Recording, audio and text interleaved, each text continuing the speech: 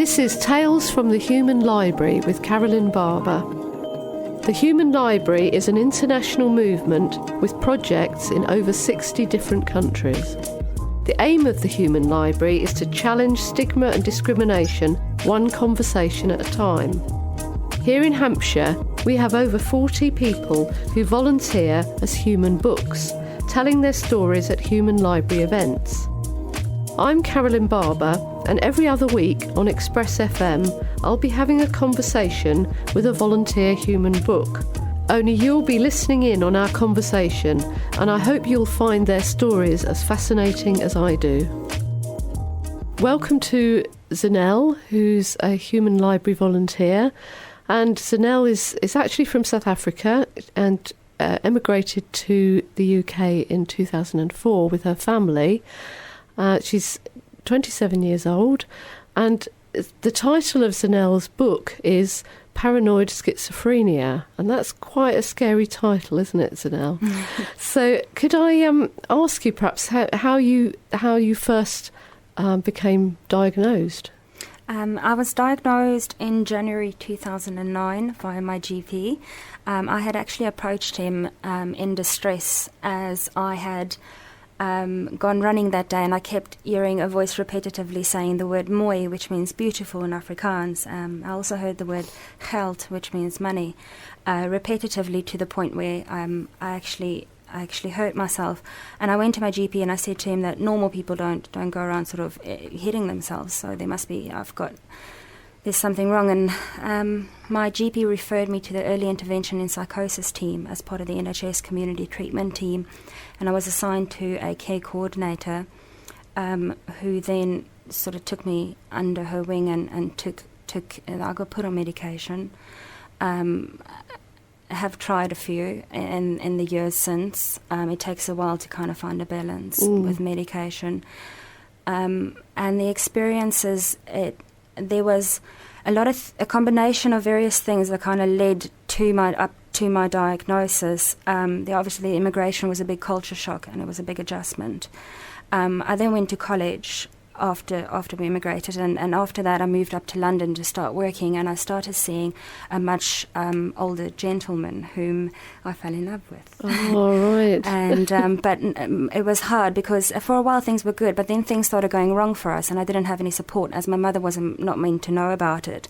And when things started going wrong, I wasn't quite myself, and because of this I experienced social exclusion from my only friends group that I had in London. Right. And that was a good sort of state of mind to be in for my psychosis to start setting in when I was at my most vulnerable. Right. So could you explain what do you mean by psychosis? Because a lot of people might not understand what that means. Literally, the dictionary defines psychosis as a distortion of your reality. It's when you believe the unreal. Right.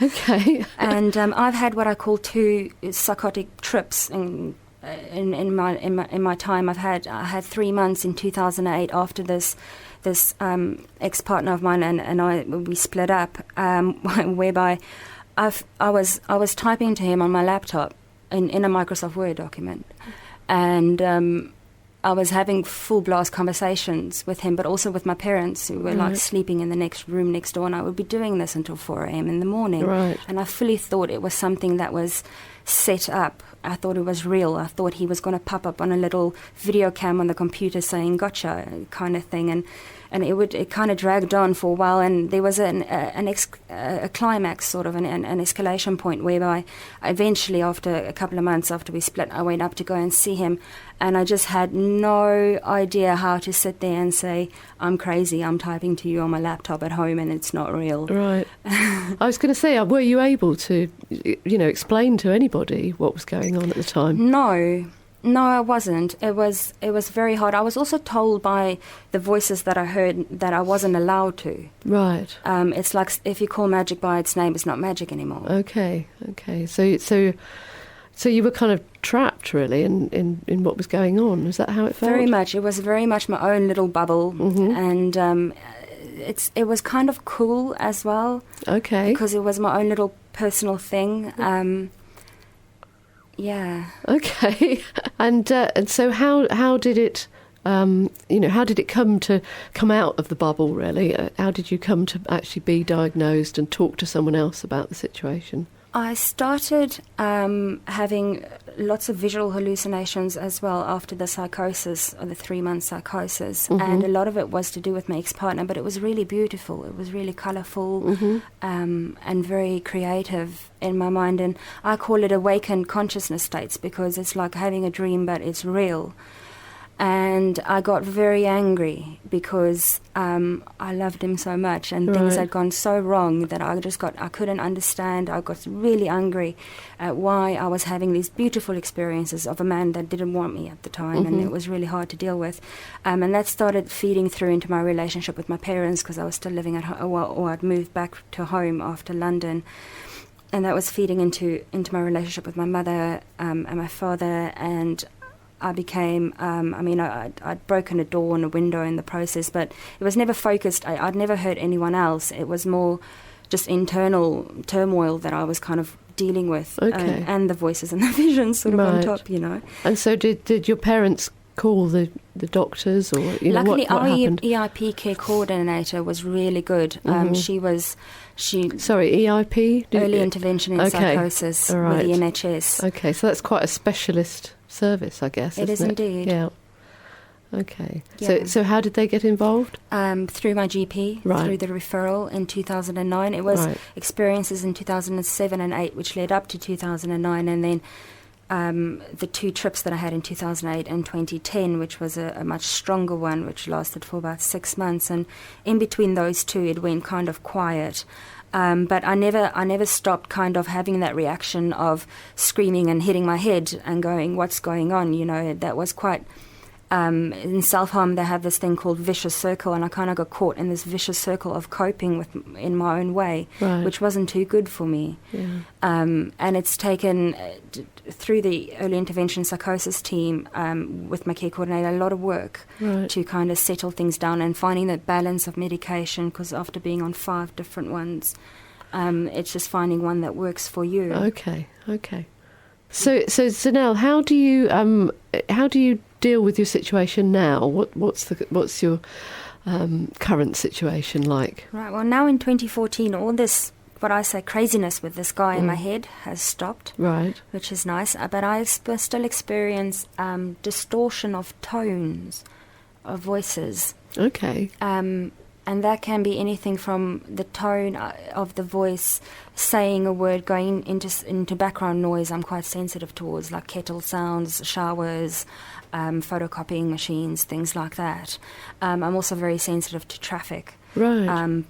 Bus noises, only because I'm quite lucky. Most of my experiences have been positive. There is a sort of negative side to some of my symptoms, example, hearing screaming in the cars and in bus noises going past. But in general, like hearing the word more repetitively, it's a positive word. Even though it's repetitive, it's still a positive word. And I think I'm really lucky with my schizophrenia where I don't hear derogatory voices like most other people do. Okay. And that's something that I still can't grasp for myself even to understand, because I find it difficult enough to live with positive experiences. Okay. What about that being negative? Yes, and is this something, I mean, in a day, for example, how much are you experiencing this? Is it all more or less all the time, or part of the day, or nighttime? Nighttime, when it's my, once again, little vulnerable, quiet time, space for myself before I go to sleep. It can set on really strong, and it's also the time when it's the most quiet at night. So I tend to either have music on constantly, kind of just playing in the background, because the voices tend to sort of warp together with the music, which can sound really nice. Again, but it's when it's on its own, and the sounds and the intensity of the tones, whether it's harsh or whether it's soft and gentle, whether it's high or whether it's really low. They can all generate different reactions out of me, from being a really pleasant experience to not so. Right. So you were talking earlier about the medication and trying different types. So how do you feel that's helped? All right. Well, if I have actually experimented with this, because like most people being diagnosed with something new, it takes a while for the acceptance to kick in and for you to actually take your medication. And then after taking it for about 3 years, I actually went off it for about almost 6 months, 8 months, more like it. I went off it.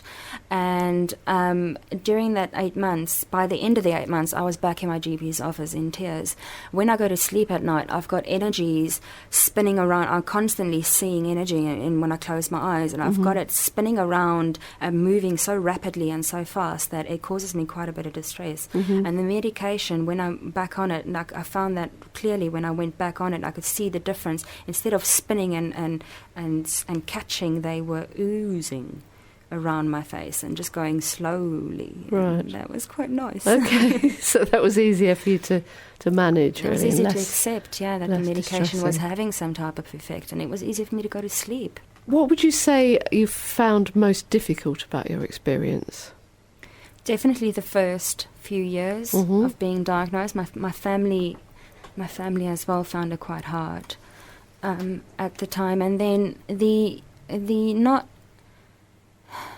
not limited support, but you're kind of in a niche in yourself, and finding other people to just be able to share, to talk about it, was very hard. I had to eventually, after I think it was 2012, I was diagnosed in 2009, 2012, through my care coordinator with the early intervention in psychosis team, I met another girl who had paranoid schizophrenia. Right. And we were very much able to swap stories.